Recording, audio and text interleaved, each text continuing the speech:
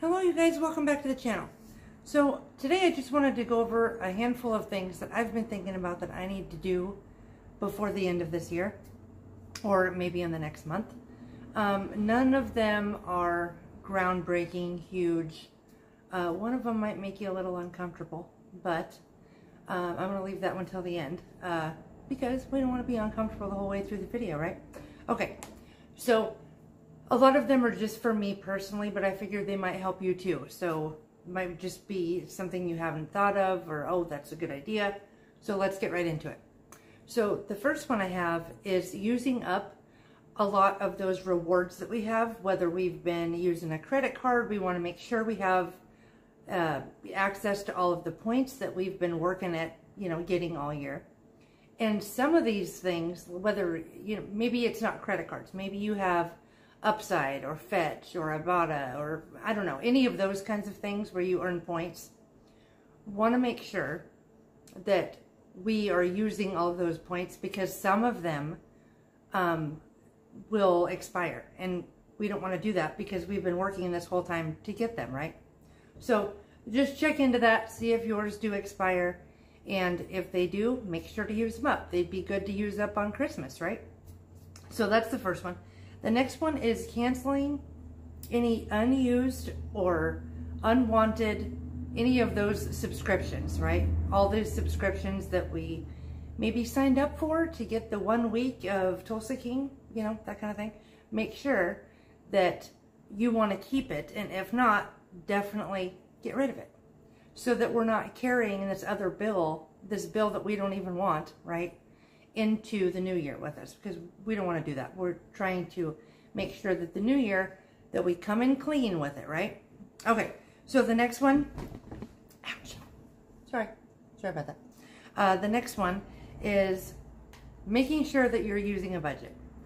And I know everybody kind of budgets different and you do your own thing, but just make sure that you know where your money's going, you know how much is coming in, and you've got all of your money has a name for it, right? It's not just being blown. And so that will also help you going into next year. Well, it'll help you anytime, but it'll definitely help if you have all of your ducks in a row in that way, having a budget. And actually sticking to the budget is another thing. So, and then the next one was checking your phone plan, your insurance. Do you have not enough insurance? Do you have a phone plan that is ridiculously expensive and there's no reason for it? This is not a paid anything. I happen to have Mint Mobile. I love it. It's $15 a month. And between my husband and I, it's $30 a month. And we were paying $113. So it's a lot cheaper. And I still have, talk, text, internet. I can go on all the apps, whatever. I have all of that, and it's only $15 a month. So that might be something that you check into. And then on the insurance side of things, checking your insurance as far as car insurance, ours comes, we pay ours every 6 months. It comes up due again in January. So I like to call around and see if I can get a cheaper rate. If not, I'll stick with what I have. But every 6 months when it comes due, that's what I do. I call our broker and I see if there's anything else that's cheaper. And a lot of times I'll go and call Farmers, State Farm, blah, blah. I know that they're not going to have anything, but you just never know. It could be. So you just don't want to be paying more than necessary, right? I know a lot of us have had the same insurance, say, since we started driving. And we're comfortable with them and whatever, but we could get so much cheaper insurance if we shopped around. I'm just saying, it doesn't hurt you to shop around. I know that sometimes we wind up getting inundated with a whole bunch of phone calls, but what you do is you just don't answer the phone. You get the information that you need, and then when there's a whole bunch of people that are calling you, you just don't answer the phone. End of problem, right? Okay, get our insurances in order. And then the next one is to make sure that our employer, that we know what all of our goodies are, right? That we get from this employer. My old employer, we used to get all kinds of discounts at different places. We need to know what those are. We need to know how much our insurance is going to be for this coming up year. If there's any changes, maybe when we want to up our HSA, maybe we want to start contributing to our 401k, or up that, or drop it down a little if we're paying off debt. You know, whatever the situation is, we want to make sure that we're reviewing all those things so that we can have all of our ducks in a row, right? All right, the next one is not a financial one. It's getting my winter tires put on. That's what I need to do. Because in Oregon, our winter lasts for a very long time. And it's not always ice and snow, but we have a lot of water. And the winter tires shed that water a lot. You know, they cut through all that water a lot better. And so there's not, I'm not hydroplaning and all of that. So anyway, make sure your car is also ready for winter. And then the next one is going through my pantry and seeing if there's anything that I can send to the food bank, anything I need to throw away, you know, any like dented tomato cans or anything like that. I'm not talking about like old dates on stuff, because 99% of it, the date is irrelevant. But stuff that's very acidy, like the tomato products, pineapple, those kinds of things, they'll probably be, they are good past their date, but you want to make sure that none of those cans are dented, banged up, or any of that.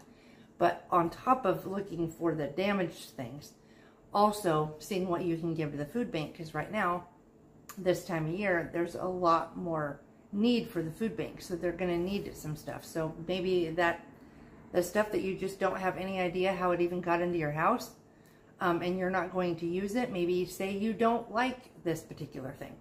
Giving those things to the food bank would be really good. It cleans out your pantry, gets your whole house ready for the new year.